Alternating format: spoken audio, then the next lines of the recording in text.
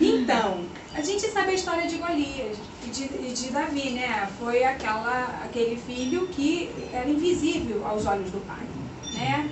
E quantas vezes nós não somos invisíveis aos olhos dos homens, né?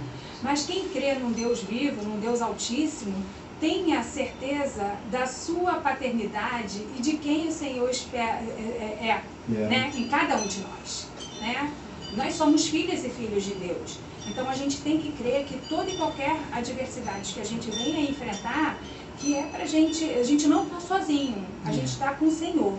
E apesar do medo ter paralisado todo Israel, né, Davi foi perseverante, foi aquele que ninguém acreditava que ia surgir das cinzas.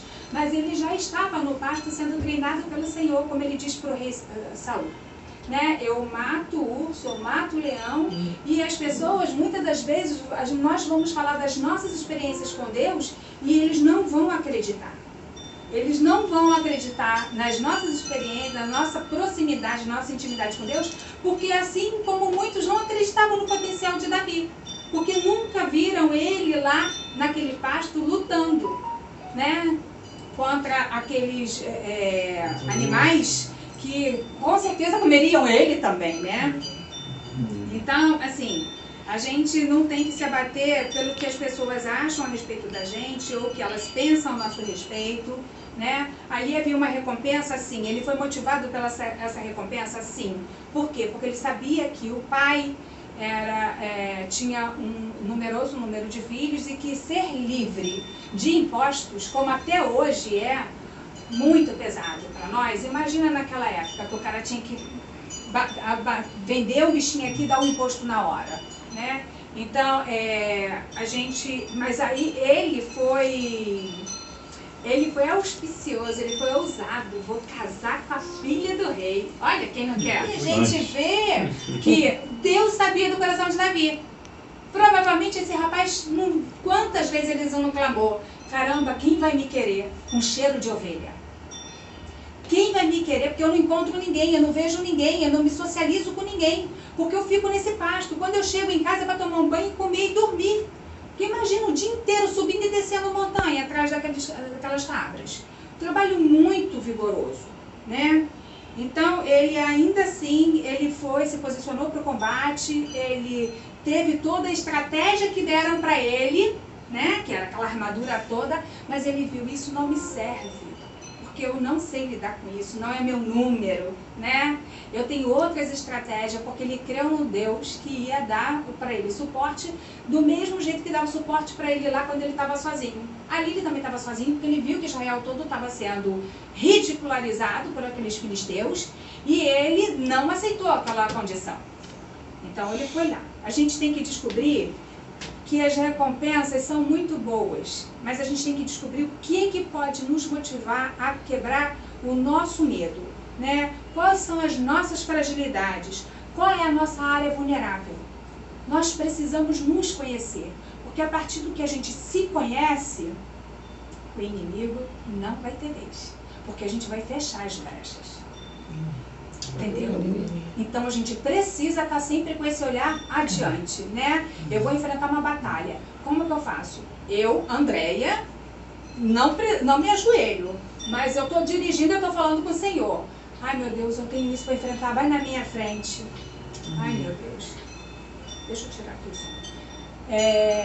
Vai na minha frente, fala por mim, Deus, porque eu não sei o que eu vou encontrar. Eu não sei, mas o Senhor sabe. E se o Senhor me mandou para esse lugar, o Senhor vai me capacitar. Então vamos lá. A gente também não pode permitir se permitir desestabilizar diante do medo. A gente tem que aprender a equilibrar as nossas emoções. Isso é muito importante. Todo mundo aqui saiu já do salto em algum momento. Mas a gente sabe até onde a gente vai permitir que o outro mexa nas nossas feridas.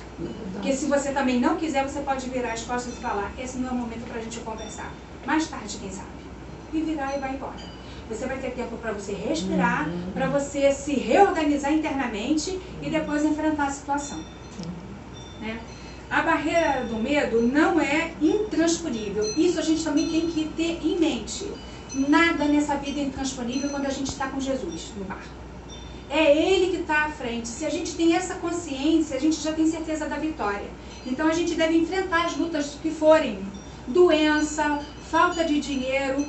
A gente só tem que perguntar por que o Senhor está permitindo que isso me aconteça. Qual é a lição que o Senhor quer me dar?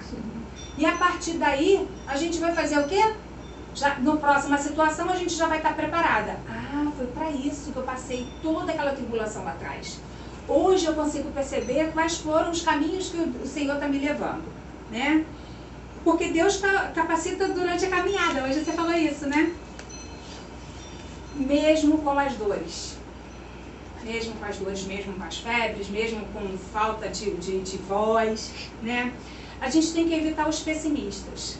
Porque sempre vão ter uma legião de falar, isso você não vai conseguir. Isso é muito para você. Como assim? Você não pode fazer isso. A sua família não tem condição. Essa semana eu vi um autista que se tornou juiz. Ele creu que ele podia ir além. Primeiro ele fez um concurso pro INSS, passou. Uma família muito pobre lá do Paraná. Aí depois ele começou a ver que ele podia ir além. E ninguém, não, ele já tinha o diagnóstico de autista e ele falava para todo mundo que era autista, ninguém acreditava. Ele ia lá e mostrava o laudo dele. E assim ele foi crendo, ele falou, bom, se eu cheguei até aqui, passei por um concurso para o INSS, por que eu não posso ser juiz? Eu vou estudar. Ele passou para 2 concursos, Paraná e Acre. Ele escolheu para onde ele queria ir. Ele ficou no Paraná, que já era a cidade dele. Ou seja, o cara passou em primeiro lugar, né? Para ele escolher, ele passou em primeiro lugar. Então, ele deu esse testemunho, que nada nem ninguém pode nos parar. Porque o Senhor tem propósito na vida de cada um daqui, que a gente mesmo pode estar... a gente mesmo pode não acreditar. Então, eu fico aqui com essa palavra. Não se pode permitir que nada nem ninguém. Se você está com um sonho e você tem o desejo, a primeira coisa que você tem que fazer é entregar aquilo para o Senhor e ficar em oração, porque Ele vai responder. O que a gente não pode fazer é a gente paralisar diante de toda e qualquer demanda, circunstância, e achar que nós não somos o suficiente para aquilo. Né? A gente só tem que crer que durante a caminhada o Senhor ajudou com que Davi, com uma pedrinha, com uma tiradeira, né, fosse lá e acertasse na área mais vulnerável porque era o único lugar vulnerável que ele tinha. Ele não tinha outro lugar vulnerável, que era na fronte, aqui nesse meio. Então, é isso aí. É essa palavra que eu tenho hoje pra gente. Muito obrigada. Aleluia.